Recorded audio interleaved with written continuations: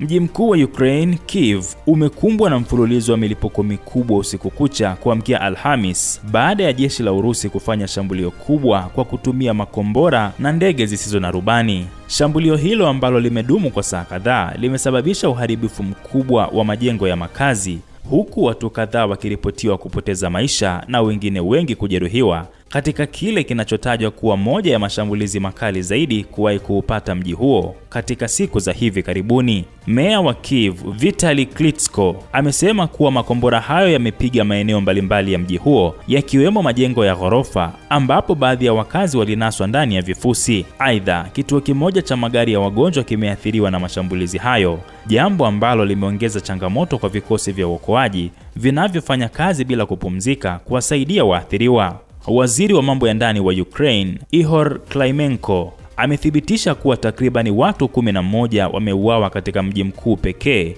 huku zaidi ya majengo 20 ya makazi yakiharibiwa vibaya. Klitschko ameeleza kuwa wazima moto na wahudumu wa dharura wamekuwa wakipambana na moto mkubwa uliolipuka katika wilaya kadhaa za mji huo kufuatia mashambulizi hayo ya makombora ya masafa marefu. Shambulio hili linakuja wakati Rais wa Ukraine, Volodymyr Zelensky, akiwa ametoa onyo mapema kuhusu uwezekano wa Urusi kuongeza kasi ya mashambulizi yake ya anga. Jeshi la Ukraine limeeleza kuwa lilifanikiwa kutungua baadhi ya makombora na droni, lakini mengine yalipita na kusababisha maafa hayo. Hali ya tahadhari bado imetanda mjini Kiev, huku wakazi wakitakiwa kusalia katika maeneo salama kutokana na hofu ya mashambulizi zaidi. Abdul Nasser Mwita, Rubaza Kimataifa.